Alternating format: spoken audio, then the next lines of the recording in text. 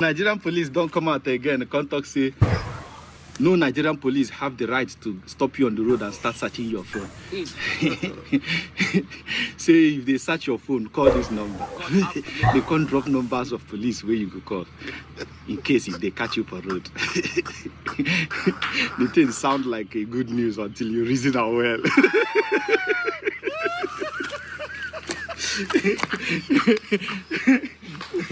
It think they sound like say that good news until you begin to think deep.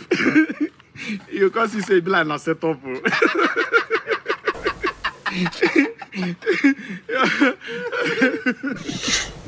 Just imagine say they drive, they go for road. Our dear Nigerian police or SARS can't stop you for a road. that will be axis. When they lonely. When we say that we had them they go stay now, we are bush stay. They go knock one small thing. Can't they there? Imagine. They can't stop you. Okay. Where are you coming from? I'm coming from Lagos. Okay. What do you do for a living? So I'm a businessman. I sell things in Lagos, and now I'm going back to the east. I'm going back to Warri. It's okay. What do you have in your car? You say nothing. It's a search. Now, let me see your phone. God have mercy upon you. Bring your phone. You can't remember this. Waiting they tell you. Waiting police talk say. He said police have no right to search your phone. You can't begin to put the law to the police officer. I can tell you that your officer, your IG has already said it, that you don't have any right to search my phone. Nigerian police, we who gone there for a road. When I want to explain it, my head will be heavy. You cannot search my phone? You say, who told you that? IG said it, I saw it on the internet. I even have the number he said I should call. The last thing where you can remember in this life, now when you want dial the number. The what law give Nigerian police? Say if they stop you eventually want to search your phone, you should call this number. That day you no go see the number. Even the people where there for road, where one the eyewitness, if you not go court, then go slap the eyewitness, come off eye for inside. Eyewitness don't go see road. Police, what you people should be talking about that? Muna educate on police on herself. Muna educate them by herself. Now police go tell you, say, are you teaching me my job? Are you saying that I don't know the law again? That one self no offense. For where Nigerian police there. Imagine police, they tell us, say, if you see police on the road, make sure you're not aggressive, you smile to them, make sure you're very kind to them. Police, they tell unprofessional Nigerian citizens to behave professionally. We are professional police day. Who are you who go to behave professionally? Reform the police, please. Because like this now, you know, say, as Christmas they come, people go, they travel, they go road. But they don't harass people too much. Your job is to protect lives and property, not to attack lives and property. We and police, we are together, but we need to work together. Don't harass us. Now,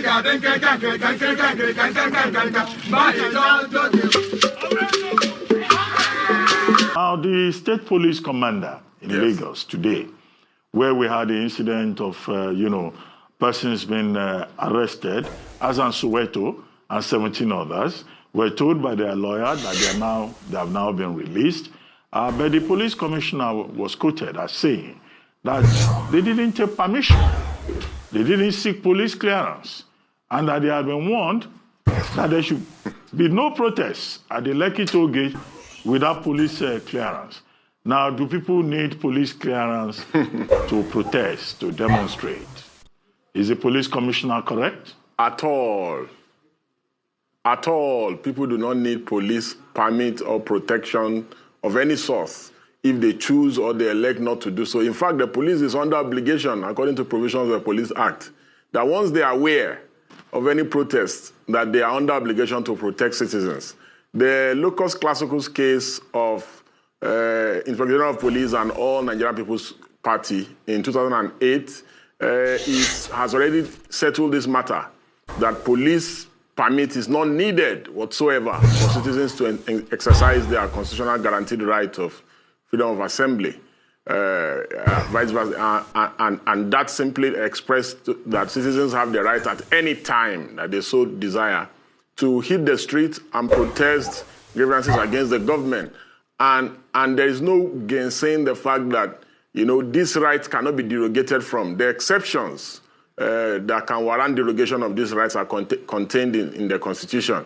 That is maybe in cases of, like we witnessed during the COVID breakdown, maybe if there's a cholera outbreak or any health issues and other sundry issues that have been declared and stipulated in the Constitution, and none of those instances have arisen.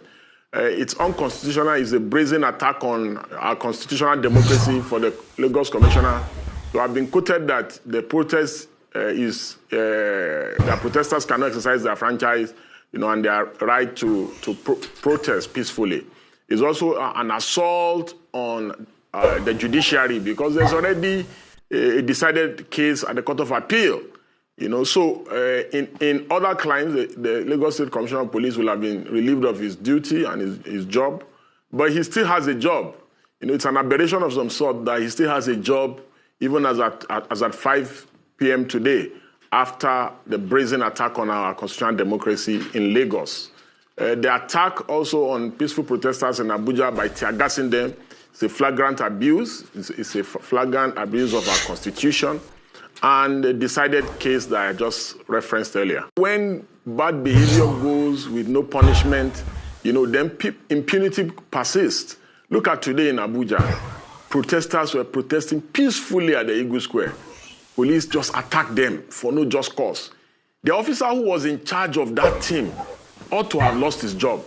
The Lagos Police Commissioner who attacked protesters and subsequently arrested them should have lost his job. The people who killed Pelumi and others in Lagos and in other parts of the country, should not have a job by now. That is the only way that we can protect human rights and safeguard citizens' rights generally in our country. That when people get away with bad behavior, then impunity persists. Then people don't take, because you have to create some form of deterrence for officers, so that they can be able to see that, yes, when the wrong thing is done, there will be repercussion and that there will be disciplinary actions, that will follow. If this is not done, then the situation that we witnessed during SARS, where citizens were gunned down in broad daylight, and people come to the panels to even justify it. People were waving flags at the toll gate, singing the national anthem, and in broad daylight, when the whole world was watching via live stream, people were shot, and people came to the panel to justify that. So guys, that's settled.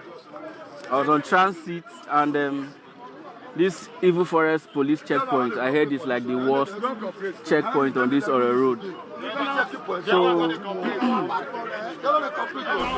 So the God is good boss left the checkpoint like one way, now at some point the buses that go follow one way. So the police pursue the bus, now hit it with the edge of the gun, so the thing break the back glass. So the whole God is good buses now, they block everywhere, say no motor go pass until they sort them. So now here we did, so the police they haven't done too much. Make themselves pay all the money they collect for the checkpoint, make they use and buy the glass. Make they use and buy the glass. All the money they don't collect for the checkpoint, they go use and buy the glass today. Their mind go day.